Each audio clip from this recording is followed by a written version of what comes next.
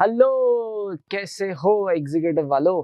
लगभग आपके पास मेरे हिसाब से आज है तारीख 15 हो गए, एक दिन और हो गए दूसरे 20 दिन। गिनकर आपके पास 30 डेज का टाइम है, ठीक है। और मेरे संजीवनी लेक्चर्स आई होप आप लोग देख रहे हो, बिकॉज रिस्पॉन्स तो भाई बहुत एकदम गजब है। I am feeling that I am on cloud 9। Thank you for that, obviously credit goes to you all. सवाल उठता है कि sir jurisprudence interpretation general law में कोई अमेंडमेंट है?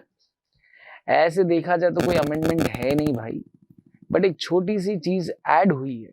सप्लीमेंट देख रहा था मैं लगभग 2 दिन पहले, और फिर मॉड्यूल को, जब लेटेस्ट प्रिंटेड मॉड्यूल को देखा तो वो सप्लीमेंटेड वाला पार्ट उस मॉड्यूल में था।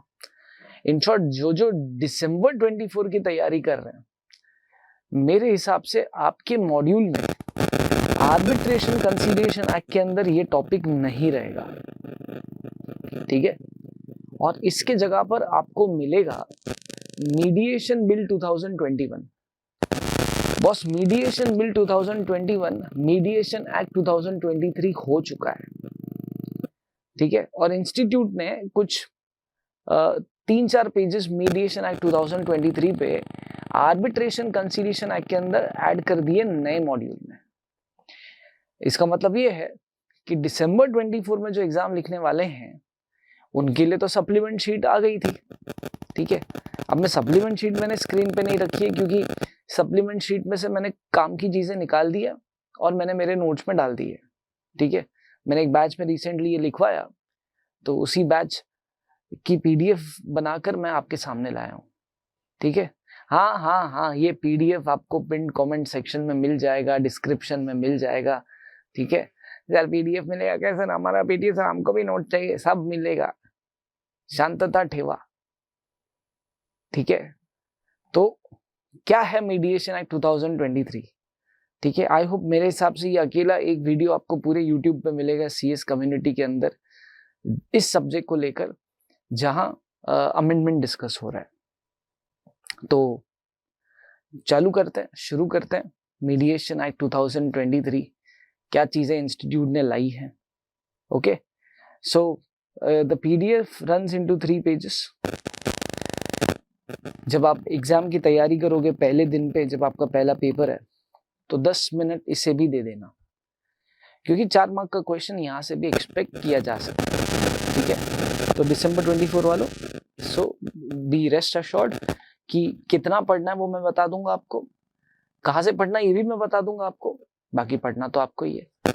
चलो, सो मीडिएशन बिल 2021 जो चीज हुआ करती थी, जो बेसिकली 2021 तक एक सिर्फ बिल था, एक ड्राफ्टेड बिल था। अब लोकसभा राज्यसभा में वो पास होने के बाद, माननीय प्रेसिडेंट की परमिशन मिलने के बाद, एसेंट मिलने के बाद, राइट, जो है 14 सितंबर 2023 से एप्लीकेबल हो गया, ठीक है। ये देखो, स्टूडेंट मिस्टेक करते हैं, ठीक है, स्पेलिंग मिस्टेक है ये, right. So now what is the objective of mediation act 2023, right? The objective is very clear: to promote mediation, resolution of disputes, to enforce mediated settlement agreements, to provide a procedure for registration of mediators and to encourage online mediation, ठीक है। अगर आपको straight question आता है कि mediation act 2023 का overview दो, ठीक है, तो ये पीडीएफ आपका, ये यहाँ तक आपका पूरा का पूरा आंसर बन जाता है अगर आपको मीडिएशन एक्ट 23 का ओवरव्यू पूछा जाता है दोस्तों, ठीक है। और अगर डिटेल में कुछ पूछा जाता है तो आगे देखते हैं, डिटेल में हम भी पढ़ लेंगे, उसमें कौन सी बड़ी बात है। सो अगर ऑब्जेक्ट की बात होती है तो object is basically to encourage online mediation, right, to promote mediation, to promote resolution of disputes, to enforce mediated settlement agreements, and to provide a procedure for registration of mediators. Supposing if I wish to be a mediator, so what is the procedure?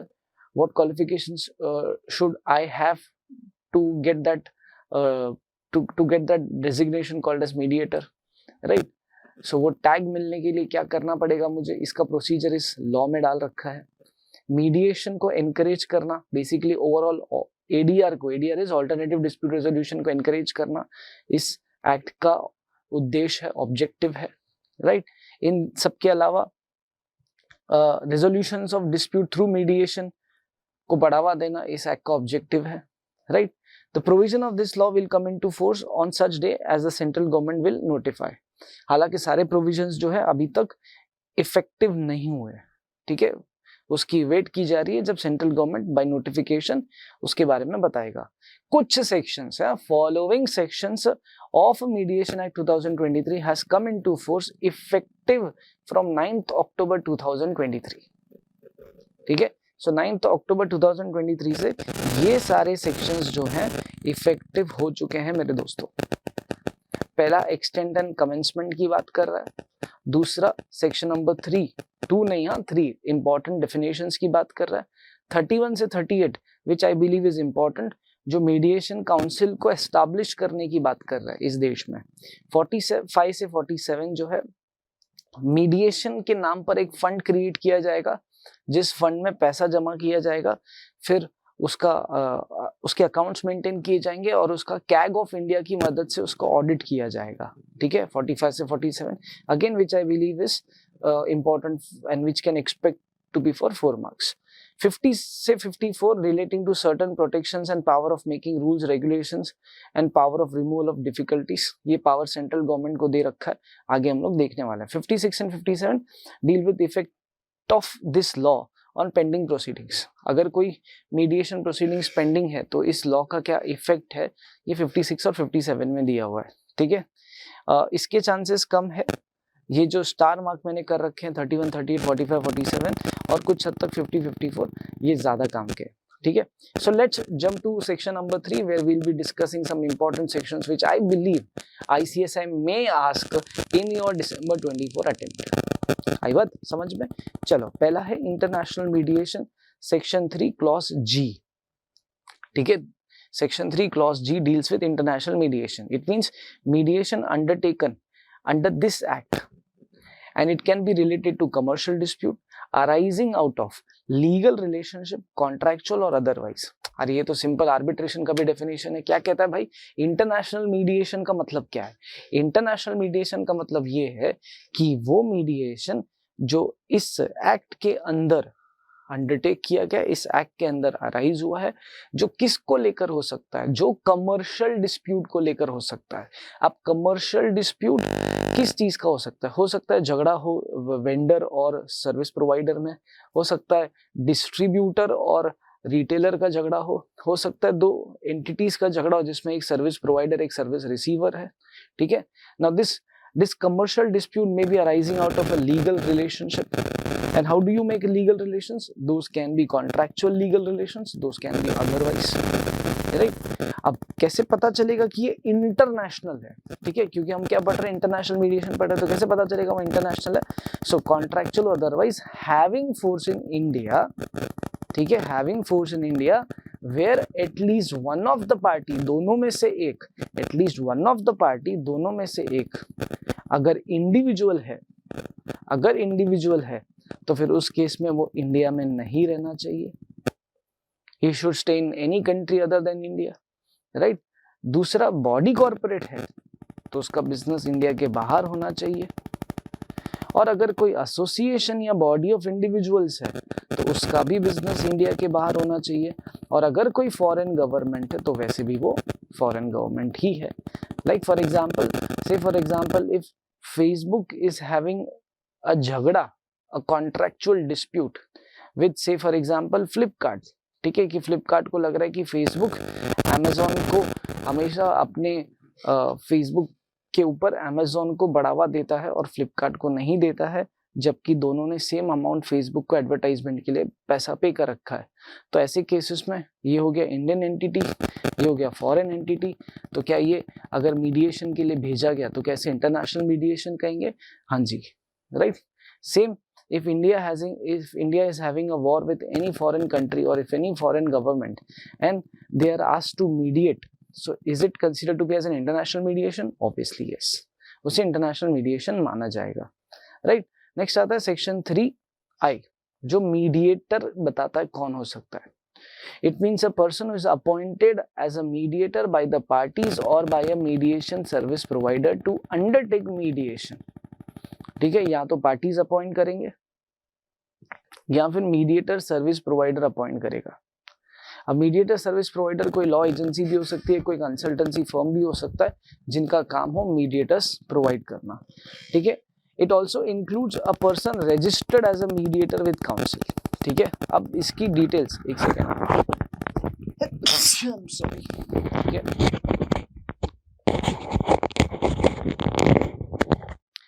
ठीक है. तो पहला एक हो सकता है जो parties appoint करेंगे, दूसरा हो सकता है मीडिएटर सर्विस प्रोवाइडर. अब तीसरा हो सकता है ऐसा कोई भी इंसान जो रजिस्टर्ड हो as a mediator with the council. हे भगवान. ठीक है. तीसरा कौन हो सकता है? Also includes a person registered as a mediator with the council. अब ये जो पर्सन जो रजिस्टर्ड हो सकता है as a mediator with the council, अभी तक इसकी डिटेल्स नहीं आई है. ठीक है. इसकी डिटेल्स अभी तक आना बाकी है. बराबर. ठीक है. उसकी डिटेल्स आना बाकी है. मतलब बाकी है मतलब अभी तक सेक्शन जो है वो एनफोर्स नहीं हुआ है. तो ऐसे सिचुएशंस में जैसे ही सेक्शन एनफोर्स हो जाए तो पता चलेगा कि भाई मीडिएटर काउंसिल के साथ रजिस्टर करने के लिए क्या करना पड़ेगा. राइट. फिर क्या क्वालिफिकेशंस चाहिए, ये सब आना बाकी है. तो फिलहाल के लिए अपन ये समझेंगे कि मीडिएटर कौन होगा. वो इंसान जिसे पार्टीज अपॉइंट करे. ठीक है. वो इंसान जो मीडिएशन सर्विस प्रोवाइडर एजेंसी के थ्रू अपॉइंट हो, या फिर वो इंसान जिसने काउंसिल के पास अपने आप को रजिस्टर कर रखा है एज अ मीडिएटर. ठीक है. जिसकी रजिस्ट्रेशन हो रखी है, तो वो मीडिएटर बन सकता है. राइट. नेक्स्ट आता है define the term mediation communication. अब ये तीसरा है. पहला हम लोग ने क्या पढ़ा? पहला हम लोग ने पढ़ा इंटरनेशनल मीडिएशन. फिर हम लोग ने क्या पढ़ा कि मीडिएटर किसे कहते हैं. अब हम पढ़ रहे हैं मीडिएशन कम्युनिकेशन क्या होता है. What is mediation communication. ठीक है. So mediation communication means communication made in electronic or any other form. Right. Now it can be what? It can be anything which is said or done. ठीक है. anything which is said or done, any document, any information provided for the purpose of mediation. Right. So basically mediation communication मतलब for example दो parties के बीच में अगर कोई mediator appointed है तो इन दोनों पार्टीज के बीच में जो भी बातचीत हुई, कुछ कहा गया या कुछ किया गया, कुछ डॉक्यूमेंट शेयर किए गए, कोई इंफॉर्मेशन प्रोवाइड की गई. ठीक है. तो for the purpose of what? For the purpose of mediation और मीडिएशन अग्रीमेंट और सेटलमेंट अग्रीमेंट. तो ये जो बातचीत हुई, इसी बातचीत को क्या कहेंगे दोस्तों? मीडिएशन कम्युनिकेशन कहेंगे. ठीक है. अब आते हैं सेक्शन 31 से 38. So according to section 31 to 38, for the purpose of this act. ठीक है. For the purpose of this act, A council to be known as Mediation Council of India. क्या नाम रखा गया है उसका? उसका नाम रखा गया है Mediation Council of India. ये उसका नाम रखा गया. ठीक है. So for the purpose of Mediation Council of India, ठीक है, इसको क्या करना पड़ेगा? अभी इसे एस्टैब्लिश करना पड़ेगा. ठीक है. अब क्या करेगा ये एस्टैब्लिश करके? So has been established by the central government through notification to do what? To perform duties and discharge functions under this act. ठीक है. अभी आगे क्या बोला है? composition of council shall be as per section 32 of the act. अभी तक 32 enforce नहीं हुआ. मतलब 32 एनफोर्स हुआ रहेगा बट मॉड्यूल में अपने पास नहीं दिया हुआ है. तो अपने को काउंसिल के ऊपर अगर कुछ आता है तो अपने को यही लिखना है कि भाई जो काउंसिल है उसका नाम है मीडिएशन काउंसिल ऑफ इंडिया. ठीक है. इस काउंसिल को बनाने का काम सेंट्रल गवर्नमेंट ने किया है. राइट.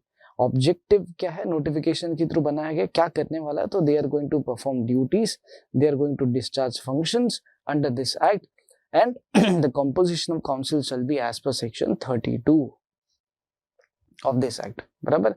नेक्स्ट आता है सेक्शन 45 से 47. ठीक है. मैंने कहा था ये काम का क्यों? क्योंकि ये थोड़ा फंड के बारे में बात कर रहा है. So section 45 to 47 talks about relating to creation of mediation fund.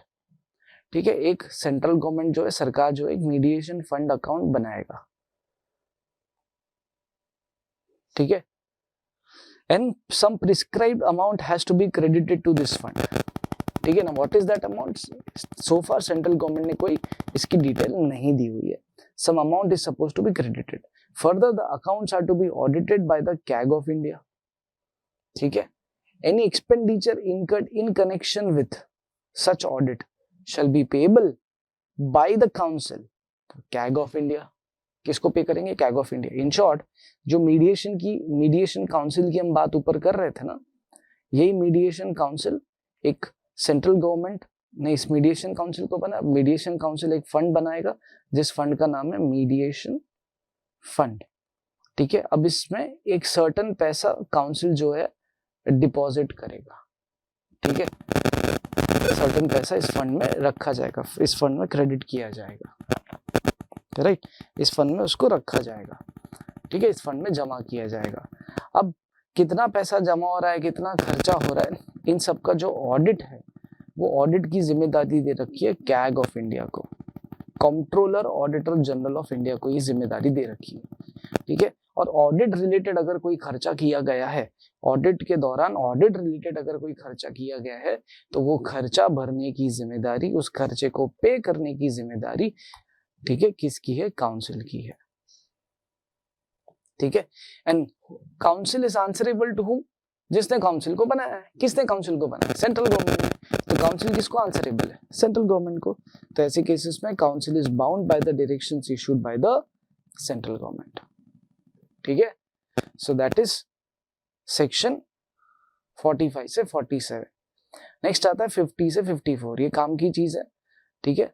50 से 54 थोड़ा prosecution, other legal proceedings, powers की बात कर रहा है। किसके पास पावर है? सेंट्रल गवर्नमेंट के पास पावर है क्या? है तो कितना पावर है, ठीक है। एंड देन फिर एक लास्ट सेक्शन आ जाता है 56 से 57। मैक्सिमम 10 मिनट वीडियो और चलेगा, 10 मिनट में आपका सारा अमेंडमेंट कवर हो जाएगा। सेक्शन 50,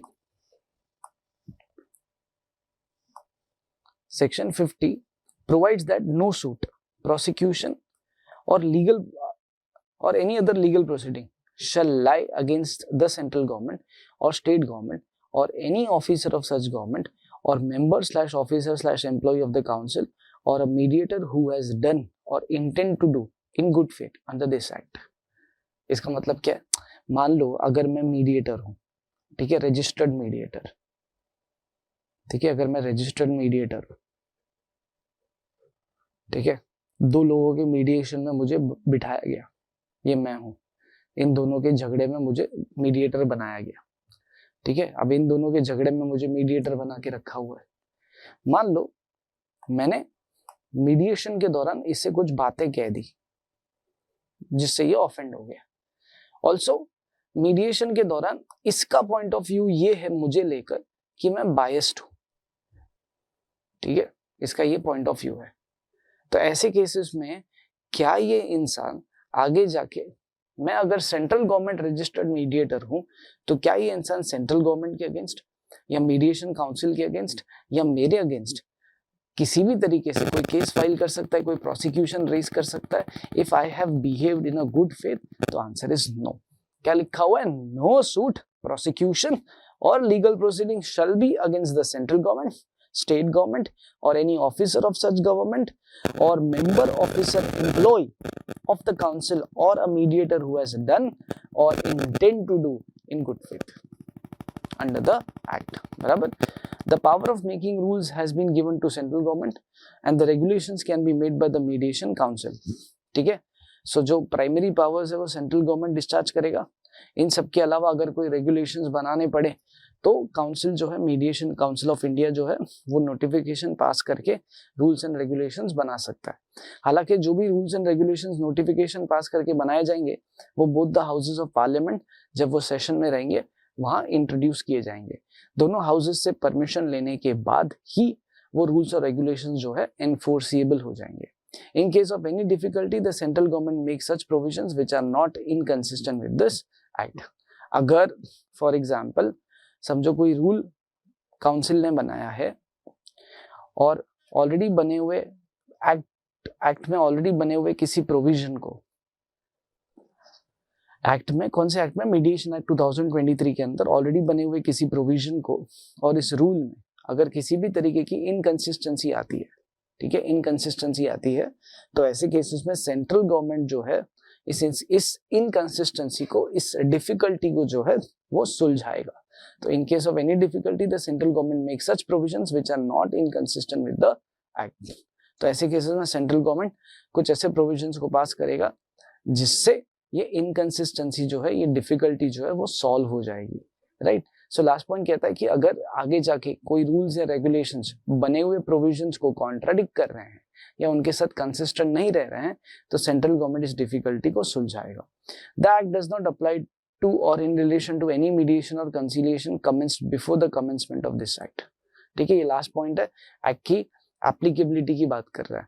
हर वो कंसीलिएशन, हर वो मीडिएशन जो इस एक्ट 2023 एक्ट के बनने के पहले हुए हैं, उस पे ये एक्ट अप्लाई नहीं होता। The act does not apply to or in relation to any mediation or conciliation commenced before the commencement of this act. The rules which are in force shall continue to apply in all courts annexed mediation pending as on the date of commencement of the act or regulations made thereunder। इसका मतलब क्या है? इसका मतलब ये है कि कभी कभी क्या होता है ना, कुछ कोर्ट्स स्पेशली हाई कोर्ट और सुप्रीम कोर्ट क्या करते हैं, पार्टीज को बोलते हैं जाओ मीडिएशन करो, ठीक है, आपका केस मीडिएशन से सुलझाओ। जैसे आपको पता रहेगा तो राम मंदिर केस में जब weather that land belongs to this religious community or that religious community, when this question comes to the Supreme Court, so Supreme Court ने बोला था कि पहले एक मीडिएशन कमेटी बिठाओ और उस मीडिएशन कमेटी के थ्रू एक ट्राई करो कि ये झगड़ा खुद से ही सॉल्व हो जाए, ठीक है, ये लैंड डिस्प्यूट जो है खुद से ही रिजॉल्व हो जाए। बट इवेंचुअली मीडिएशन कमेटी किसी कॉमन रिजोल्यूशन पे नहीं आ पाई थी, तो सवाल उठता है कि जो कोर्ट के ऑर्डर पे बनी हुई मीडिएशन कमेटी थी, क्या उसी को मीडिएशन एनेक्स्ड कहते हैं? Answer is yes. ठीक है, ये जो यहाँ पे लिखा हुआ है ना, इन ऑल कोर्ट्स एनेक्स्ड मीडिएशन, ये ऑल कोर्ट्स एनेक्स्ड मीडिएशन का मतलब क्या है? ये कोर्ट्स अनेक्स्ड मीडिएशन का मतलब ये है कि अगर कोर्ट के थ्रू कोई मीडिएशन सेटअप किया गया है, कोर्ट के थ्रू कोई मीडिएशन सेटअप किया गया है और वो सेटअप इस एक्ट के पहले हुआ था और अब एक्ट आ गया है, तो ऐसे केसेस में ये एक्ट उस पर अप्लाई हो सकता है, continue to apply. The rules which are in force shall continue to apply in all courts annexed mediation. ठीक है, सो जो रूल्स फिलहाल अभी तक एनफोर्स किए गए हैं वो रूल्स किस पे अप्लाई होंगे? रूल्स हर कोर्ट अनेक्स्ड मीडिएशन पे अप्लाई होंगे। ठीक है, as on the date of commencement of the act or regulation made thereafter। आगे जाके अगर कोई रेगुलेशन भी बनता है एक्ट के अंदर तो उस पे भी वो रेगुलेशन अप्लाई होगा जो कोर्ट अनेक्स्ड रेगुलेशंस है। ठीक है, so next there are various laws that provides for mediation as alternative dispute resolution. Example, companies act में मीडिएशन का स्कोप दिया हुआ है, इंडस्ट्रियल डिस्प्यूट एक्ट में मीडिएशन का स्कोप दिया हुआ है, इनफैक्ट सीपीसी में मीडिएशन का स्कोप दिया हुआ है। अगर आपने अगर सीपीसी को ध्यान से पढ़ा है, ठीक है, कमर्शियल कोर्ट अगर आपने ध्यान से पढ़ा तो कमर्शियल कोर्ट में लिखा हुआ है कि कमर्शियल कोर्ट जाने के पहले प्री लिटिगेशन मीडिएशन ट्राई करो, तो उसमें लिखा हुआ है। कंज्यूमर प्रोटेक्शन एक्ट में मीडिएशन की बात दी हुई है, रियल एस्टेट रेगुलेशन एक्ट के अंदर मीडिएशन की बात हो रही है, right. So long story short, this is just a new amendment which is subject to your latest attempt, that is December 24। पहले हम लोग ने पढ़ा मीडिएशन एक्ट का ऑब्जेक्टिव क्या है, फिर हम लोग ने पढ़ा कौन से सेक्शंस है जो करंट डेट पे एनफोर्स किए गए हैं, फिर हम लोग ने पढ़ा कुछ डेफिनेशंस जैसे इंटरनेशनल मीडिएशन क्या होता है, मीडिएटर कौन बन सकता है, फिर हम लोग ने पढ़ा मीडिएशन कम्युनिकेशन क्या होता है, फिर हम लोग ने पढ़ा काउंसिल कौन एस्टैब्लिश करेगा और पावर्स ड्यूटीज काउंसिल कौन है, कॉम्पोजिशन का सेक्शन हम लोग ने देख लिया। फिर हम लोग ने मीडिएशन फंड के बारे में डिस्कस किया, कौन ऑडिट करेगा, कौन बुक्स मेंटेन करने के बाद ऑडिट पे किया हुआ खर्चा कौन भरेगा।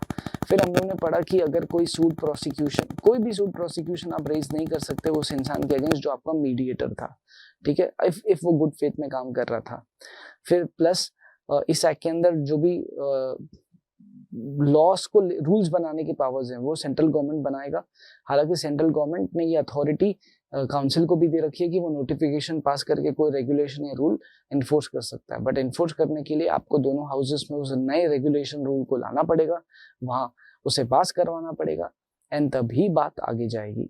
ठीक है, एंड लास्ट हम लोग ने पढ़ा कि भाई अगर कोई मीडिएशन इस एक्ट के बनने के पहले शुरू हुआ था तो ये एक्ट उस पर अप्लाई नहीं होगा। बट अगर कोई कोर्ट अनेक्स मीडिएशन है तो कोर्ट अनेक्स मीडिएशन पे ये लॉ अप्लाई हो सकता है। कोर्ट अनेक्स मीडिएशन का मतलब होता है वो मीडिएशन जो कोर्ट के डायरेक्शन पे बनाए गए, कोर्ट के ऑर्डर पे बने हुए मीडिएशंस। कोर्ट ने कहा कि नहीं, इस केस में अब एक कमेटी बिठाओ, एक मीडिएटर अपॉइंट करो और इसे मीडिएशन के थ्रू सुलझाने की कोशिश करो।